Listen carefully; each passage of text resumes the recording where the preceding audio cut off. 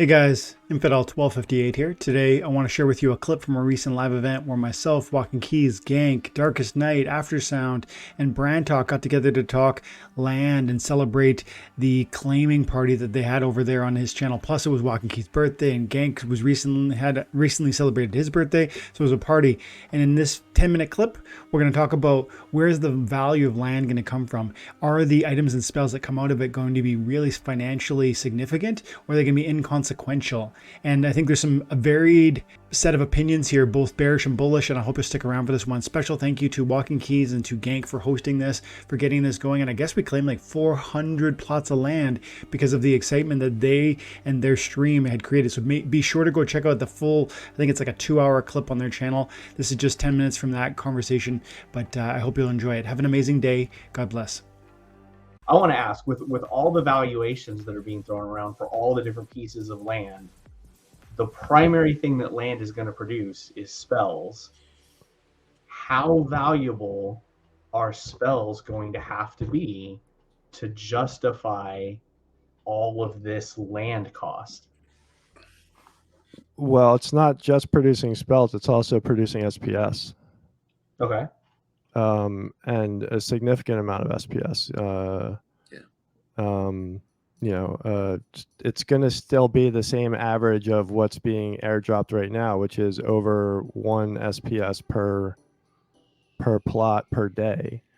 So that's on top of the NFTs that are created and the, including totem pieces and so I taking that all into consideration, it depends really on SPS price, right? Like, and how big this game grows. But the bigger that it grows, the more valuable the land becomes, and how this game evolves, because it could very easily become bigger than just the game of Splinterlands that we know right now. 100%. Dude, yep. It could, Splinterlands could just be like one block in the city. Right.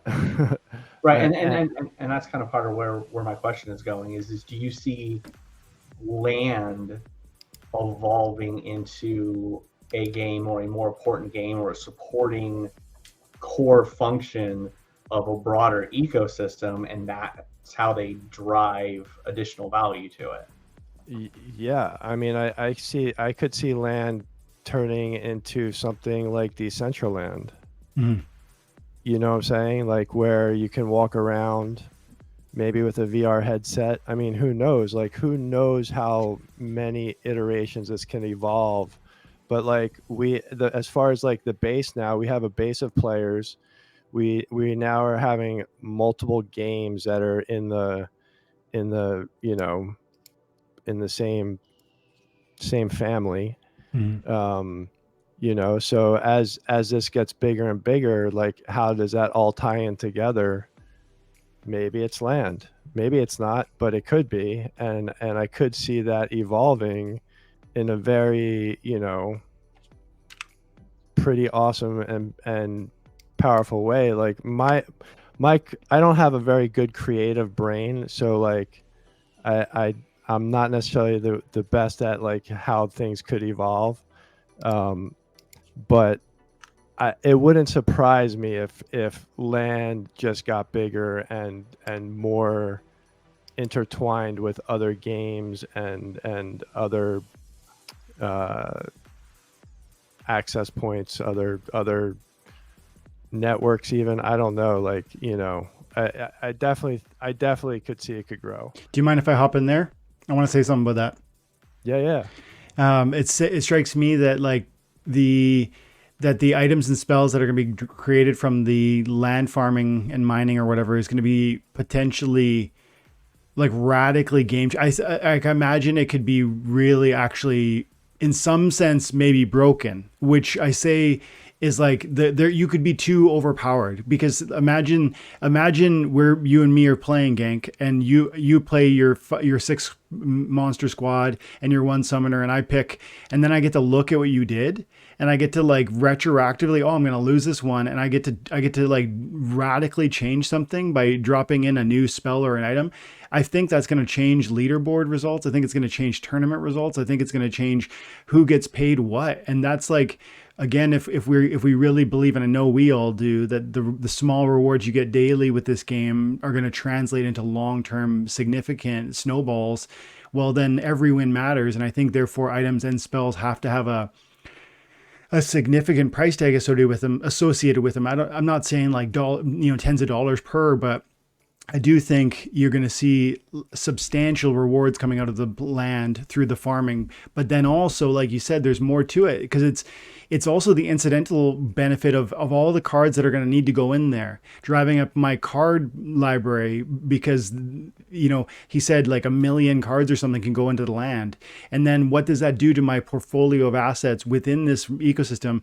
I know it's not directly that land did that, but in some sense, my card value thriving, or my SPS value thriving, or DEC thriving, as a product of what land could do and is aiming at doing, are going to help me, the player. And so even if items and spells are kind of a small part of that picture, I think what this could be, and again, maybe it's not going to end up where it's aiming, but where it's aiming at being, or where it's aiming at landing, is such a gigantic revolution. You're right, that metaphor of like, it's like a brick in the wall, not like Splinterlands, the rank battle experience is one brick in the wall, and there's this whole building that's being constructed, that is the ecosystem of this game. Yeah. Can I add on to that real quick? Yeah. So you asked a bearish question, Brantoc, so Papa Bear is going to give you a bearish answer. I actually think that if you're going to look at it from an ROI perspective, land is going to be ROI negative 95 to 99% of the time. And what do I mean by that? And Gank and WalkingKeys 12 and DarkestNyte could probably talk about like the pre-2021 bump, where it's just like if you wanted to get into the game, they were playing and the rewards weren't like amazing. It's not like it was changing people's lives. They were just playing the game. And if you look at where we're at right now, you got to spend maybe $3,000 to $5,000 to get into Diamond, where you can earn 1 SPS per win, and that SPS is worth 3 cents. So right now, like the ROI for playing sucks. But you can get 5 SPS for wins in well, Diamond. in Champ, I'm in Diamond, but but Diamond 1 you can get 5. Either way, you're not earning much, right? With SPS at 3 cents, your ROI sucks. But if SPS bumps to $1, $3, $5, even 10 cents, even 20 cents, well, whatever the case is, if it goes insane the way that people are expecting to, and there's 2 things here which make it interesting, right? Because like for cards, they follow like a yearly cyclical thing with the new sets that come out. Land may not follow that, but it could follow just like the Bitcoin like halving cycles. So it's like, so what I mean by the 95 to 99% is that like you're going to be working land, earning all these assets, and they're just going to be, through the floor. They're not going to be worth anything. And then all of a sudden we're going to hit the top of the cycle, and all these assets are going to be worth crazy amounts. And it's at that point, if you realize that you sell it, that's that 1% where you can be ROI positive in like 100, 200, 500%.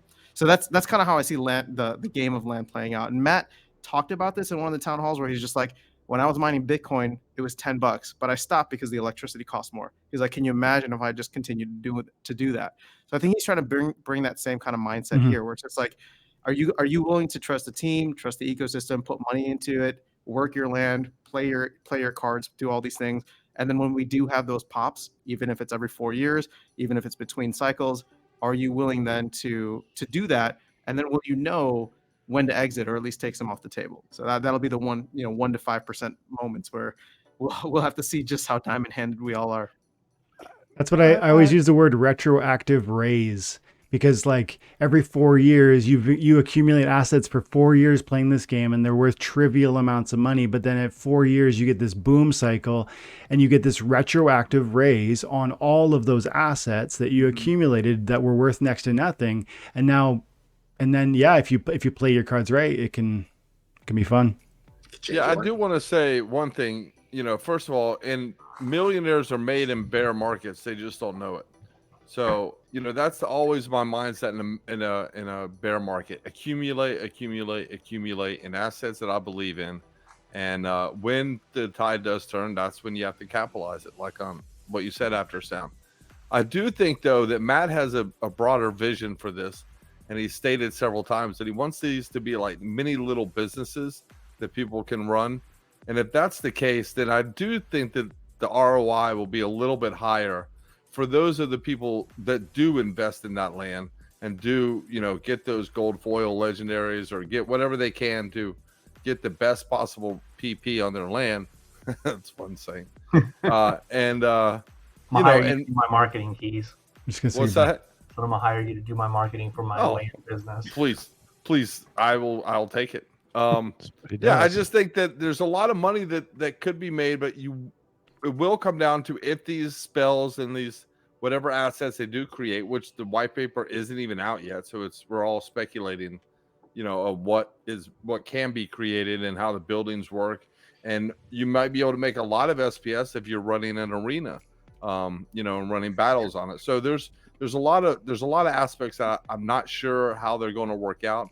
But as far as the game, this is the next game on the blockchain, that trading game, and then finding out the secret and stuff. So I think it is just a brick in the wall, but this is going to define the prices of everything else, at least probably for the next 2 years, until the new saturation of cards hits the market and these get eaten up. It's going to take a long time. Like Gank says, Gank has 1,000 plots and he can't even populate it, and he has more cards than anybody I know. So if he can't do it, then God, I mean, there's going to be a lot of plots that are going to be, you know, sitting there not being worked. But as those big dogs accumulate more assets, those are just being taken out of supply, and it'll help all of us. Guys, I got to dip, but thank you so much for letting me be a part of this fun evening. Yeah, brother. Thanks. Appreciate you guys, all of you. Yeah, man. Thank you, care, brother. 12. I appreciate you so much, man. Have a good night, dude.